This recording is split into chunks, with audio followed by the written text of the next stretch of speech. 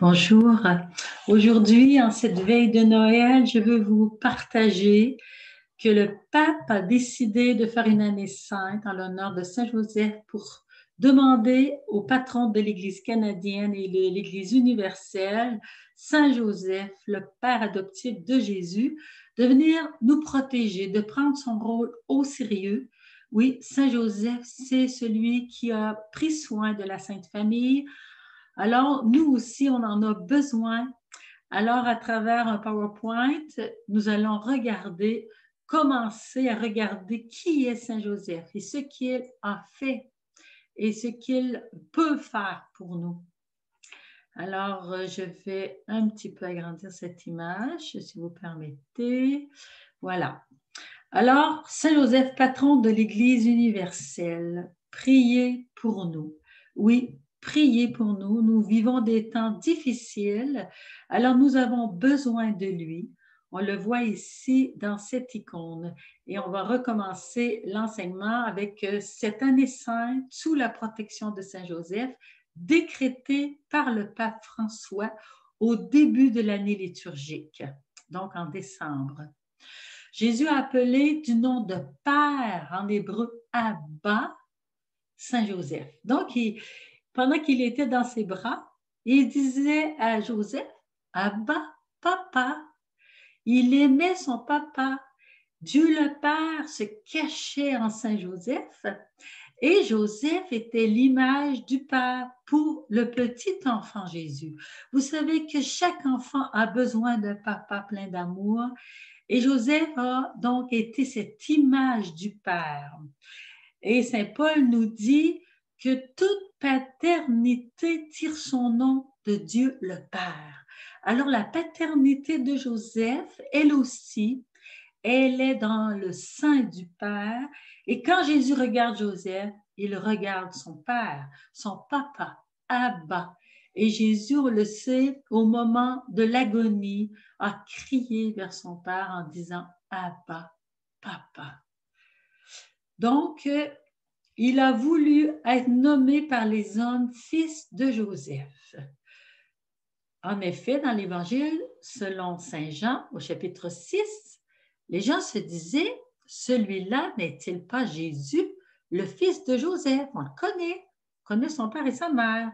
Pourquoi est-ce qu'ils disaient ça? C'est qu'ils avaient des doutes sur ce que Jésus leur enseignait, parce que Jésus leur disait qu'il était le pain de vie. Et eux, ils ne pouvaient pas comprendre qu'on dise, celui qui mangera ma chair et boira mon sang aura la vie éternelle.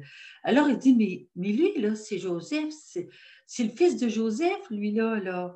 Son père, on le connaît. Comment ça qu'il dit des choses comme ça?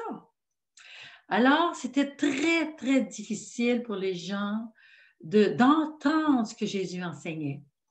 Jésus, le Fils du Très-Haut, comme il était dit à Marie dans l'Annonciation, a été conçu de l'Esprit Saint. Il vient de Dieu, Jésus. Mais il est nommé fils de Joseph parce qu'il est aussi un homme. Quand Marie dit à l'ange, comment cela se fera-t-il puisque je ne connais pas d'homme? Parce que Marie, elle avait promis d'être toute à Dieu dès sa petite enfance. Donc, ne pas connaître d'homme, ça voulait dire, moi, là, je suis vierge. Tu m'as invité à demeurer toute à toi et comment ça maintenant, je vais avoir un enfant? L'ange lui répond, l'Esprit Saint viendra sur toi. C'est pourquoi celui qui va naître sera appelé Fils de Dieu. Donc, le Fils que Marie porte, c'est le Fils de Dieu parce que son Père, c'est Dieu. Il a été conçu par l'Esprit Saint. Joseph est le serviteur de l'incarnation. L'incarnation, ça veut dire Dieu qui prend chair, une chair humaine, pour se faire voir, comme Moïse disait, comme Isaïe appelait, montre-nous ton visage, que nous soyons sauvés, nous disait aussi le psalmiste. Quand il hésitait, Saint Joseph, à accueillir Marie chez lui parce qu'elle portait un enfant qu'il ne reconnaissait pas de lui, l'ange lui est apparu en songe et lui dit, ne crains pas, Joseph, de prendre chez toi Marie, ton épouse, car ce qui a été engendré en elle vient de l'Esprit Saint. Alors Joseph était troublé. Il voyait son épouse enceinte, puis il disait, c'est pas de moi. Et pourtant, elle m'avait bien parlé, qu'elle appartenait tout à Dieu. Comment cela se fait-il? Joseph a eu de la difficulté à comprendre et il a fallu l'intervention de Dieu pour qu'il entre dans le projet de l'incarnation du Verbe de Dieu. Joseph, il est appelé le juste parce qu'il a cru lui aussi à la parole de l'ange. Abraham a été appelé juste parce qu'il a cru à la parole qui lui a été dite. Comme la Vierge Marie, Élisabeth lui disait, « Bienheureuse toi qui as cru à la parole qui t'a été dite. » C'était difficile pour Joseph de croire que sa femme était enceinte d'un fils conçu par l'Esprit Saint. Il a cru parce que son cœur était pauvre et ouvert à Dieu. Son cœur était tout préparé pour être tout à Dieu. C'était le cœur de Joseph. Il est devenu le patron de l'Église universelle, donc il a une très grande puissance sur le cœur de Dieu, puisqu'il s'est montré fidèle à l'Esprit Saint qui le conduisait. Joseph, on le verra, s'est laissé conduire comme un serviteur. Il était le serviteur de l'incarnation, du grand mystère du Verbe fait chair. Et Joseph a mené à terme l'œuvre que Dieu lui avait confiée. C'était de s'occuper de son fils et lui servir de père. Il s'en est occupé jusqu'au dernier jour. Et en plus, Joseph a caché le mystère du Dieu fait homme, car sous le regard des hommes, il était son père. Nous autres, on sait qu'il était son père adoptif, mais les humains, ils pensaient qu'il était son vrai père de la chair. En cachant le mystère de Jésus, il a protégé ce mystère. Il a permis à Jésus de vivre comme un homme et d'être caché à Nazareth. Il était caché dans une famille, ce Dieu fait homme, parce que les humains auraient tout brisé. Comment est-ce qu'on peut connaître Saint Joseph? Les sources de la connaissance de Saint Joseph dans l'Église, c'est d'abord les évangiles de Matthieu, de Luc et de Jean. Matthieu en parle comme un juif qui va puiser dans les Écritures et qui va nous confirmer que ce que Joseph vit avait été annoncé par les Écritures. Ensuite, par l'évangéliste Luc, qui lui avait questionné ceux qui avaient vu et entendu, comme il dit dans les Actes des Apôtres. Alors, on croit que Luc aurait questionné la Vierge Marie et que on sait par Luc l'annonciation à Marie et la naissance de Jésus, les premières années de Jésus, jusqu'à 12 ans. Les évangiles engagent notre foi parce qu'elles ont été inspirées de Dieu et elles font partie de la révélation. Donc, si je veux connaître Saint Joseph de source sûre, donc je m'appuie sur les évangiles. On ne peut pas dire de plus grand, de plus beau que les évangiles. C'est très simple, très profond, on n'a jamais fini de les méditer et l'Esprit Saint n'a jamais fini aussi de nous y éclairer et de nous y mener à la vérité tout entière. Ensuite, on peut connaître Saint Joseph par les mystiques.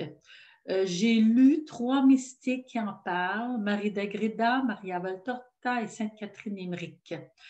La vénérable Marie d'Agreda a vécu vers le 15e ou 16e siècle. Maria Valtorta, elle, au 20e siècle, puis Sainte Catherine Emmerich au 16e siècle, je crois. C'était une religieuse. Ensuite, il y a des saints qui l'ont aimée, comme Sainte Thérèse d'Avila, qui disait « Saint Joseph est si puissant et si miséricordieux qu'il nous secourt en tout. » Sainte Thérèse d'Avila vivait beaucoup avec Saint Joseph. Je me souviens, quand j'ai lu sa vie, elle était mal prise dans une tempête d'eau. Son carrosse était pris dans la boue. Elle a prié Saint Joseph et Saint Joseph l'aidait vraiment dans ses voyages de fondation et dans tout ce qui concernait les besoins de sa fondation. Ensuite, on connaît le saint frère André de Montréal, qui a tout fait avec Saint Joseph et beaucoup de guérisons. Il disait toujours que c'était Saint Joseph qui obtenait les guérisons, ce n'était pas lui. Et il a construit en l'honneur de Saint Joseph la plus grande basilique du monde. Et il était pauvre, pauvre, mais pourtant, cette basilique qui est immense a été construite par la foi du petit frère André, qui confiait tout à Saint Joseph. C'est pour dire la puissance de ce grand saint.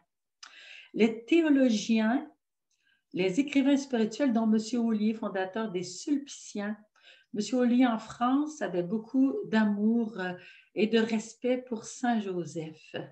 Et il a été l'instigateur, un des instigateurs de la Fondation de Montréal.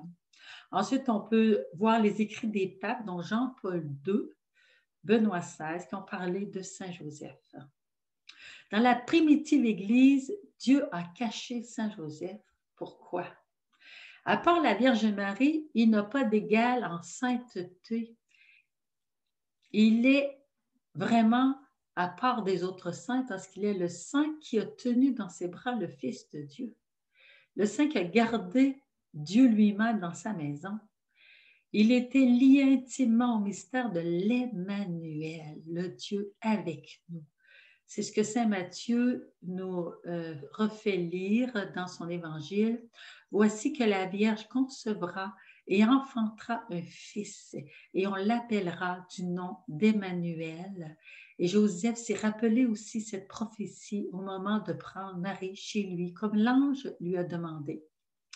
Donc, dans la primitive Église, Dieu l'a caché parce que les humains n'auraient pas cru à ce mystère. Ils auraient combattu ce mystère de l'incarnation. L'ennemi de Dieu aurait voulu le détruire en suscitant toutes sortes de mensonges et d'embûches. Donc, il fallait qu'il soit caché. Quand c'est des grands mystères, des fois, c'est mieux de se taire avant que les humains soient assez préparés et capables de l'accueillir. Donc, il convenait que Jésus fût caché par Joseph de Nazareth, l'humble charpentier. En effet, les gens disaient, on connaît son père, on connaît sa mère. Autrement dit, il est comme nous. Pour qui se prend-il? On ne comprenait pas pourquoi Jésus faisait de si grands miracles, parce qu'il était caché. Dieu étant le véritable Père de Jésus, il ne fallait pas que la personne de Joseph soit honorée avant que la filiation du Fils de l'homme fût bien établie dans l'Église. La filiation du Fils de l'homme, en effet, c'est la filiation de Dieu. Il est le Fils du Très-Haut. Et à ce moment-là, au début de l'Église, la foi en l'incarnation était faible. Il fallait donc que Joseph, le père adoptif, se cache et qu'on croit vraiment que Jésus était le Fils de Dieu le Père. Où cet amour pour Saint Joseph a-t-il pris naissance d'abord? Il a pris naissance en Occident, en France, en Provence, d'une confrérie dans la ville d'Avignon. Et de là, il s'est répandu dans l'Église universelle, d'après l'abbé Boulan, docteur en théologie. Gerson en fut le premier théologien, Sainte Thérèse d'Avila la Sainte. Saint François de Sales a répandu sa connaissance parmi le peuple. Les Carmes, les Jésuites, justement au XVIe siècle, l'ont accueilli avec empressement. Les âmes contemplatives se nourrirent de ce grand mystère de Saint Joseph. Aujourd'hui, on sait que les travailleurs y trouvent un soutien et une inspiration. Il y a la fête du 1er mai, Joseph travailleur, et tous l'ont aimé, jeunes, vieillards, hommes, femmes. Les missionnaires l'ont prêché partout au Canada, dont le père Chaumonot, jésuite, l'a fait connaître. Il a mis justement la ville de Montréal sous la protection de Saint-Joseph au moment des guerres avec les Iroquois. Donc, pour faire connaître Saint-Joseph, je vais puiser dans ses sources, les évangiles, les mystiques, les théologiens, les papes et les saints. Joseph a été préparé par la Providence pour sa mission. En effet, la Vierge Marie, qui a été conçue sans péché par son privilège de l'Immaculée Conception, elle a été préparée par la Providence pour être la mère de Dieu, de son Fils. Donc, il convient que quand on a une très grande mission, on soit préparé. Saint Jean-Baptiste, lui, a été visité par l'Esprit Saint dès le sein de sa mère au moment de la visitation de Marie à sa cousine. On le voit dans l'Évangile de Luc. Il convient vraiment que ce grand Saint Jean-Baptiste qui devait préparer la voie au Messie, à Jésus, il soit préparé parce qu'il n'aurait pas pu accueillir ce mystère, lui non plus, les inspirations de l'Esprit Saint. Donc, il convient donc que Saint Joseph soit préparé par la Providence afin de pouvoir assumer le fait d'être le Père de Jésus, selon les hommes, je dis bien, parce qu'il est le Père adoptif. Comme on dit nous autres aujourd'hui, j'ai adopté l'enfant, mais il n'est pas de moi. Donc, Joseph a adopté le fils de Marie et lui a donné son nom, sa lignée. Selon la mystique Marie d'Agreda, qui aurait écrit sous la dictée de Marie et dont les écrits ont été approuvés par 4 papes, acceptés par l'Église, Saint Joseph fut aussi sanctifié dans le sein de sa mère et il serait au ciel avec son corps. Ce n'est pas de foi, ce n'est pas un dogme, c'est une révélation privée. Donc, ça conviendrait à la grande mission qu'a eu Saint Joseph. Un texte écrit par Marie d'Agreda sous la dictée de la Vierge Marie dans son livre La Cité mystique. Je vous le lis pour nous. Cela nous incite à prier Saint Joseph dans cette année sainte. Moi, j'ai commencé à le prier, à lui demander beaucoup d'intention. Je ressens que Joseph, il est puissant pour nous aider. Si notre pape François nous a donné cette année sainte sous la protection de Saint Joseph, il faut le prendre au sérieux. Saint Joseph veut nous aider, veut aider nos familles, veut aider les papas, les mamans, les enfants, les jeunes hommes. Saint Joseph nous aime, il est puissant. Alors voici ce que Marie disait à Marie d'Agreda. « Ma fille, quoique vous ayez écrit que mon époux Joseph soit un des plus grands saints et un des plus nobles princes de la Jérusalem céleste, vous ne pouvez pas pourtant déclarer maintenant son éminente sainteté. Les mortels ne sauraient la connaître avant de jouir de la vue de Dieu, en qui ils découvriront avec admiration le mystère de Joseph, et en loueront le Seigneur. Le monde a beaucoup ignoré combien sont grandes les prérogatives que le suprême Seigneur a accordées à mon saint époux et combien est puissante son intercession auprès de sa divine majesté. Car je vous assure que c'est un des plus grands amis de Dieu, un des plus capables d'arrêter sa justice contre les pécheurs. Vous devez vous prévaloir de son intercession dans toutes vos nécessités. On sait tous les titres qu'a reçus Saint Joseph quand nous allons à la grande basilique de Saint Joseph à Montréal. On les voit, plusieurs titres de Saint Joseph. Et il peut vraiment nous aider. Saint Joseph, patron de l'Église universelle, priez pour nous. Saint Joseph, patron de l'Église canadienne, priez pour nous. Saint Joseph, notre frère, priez pour nous.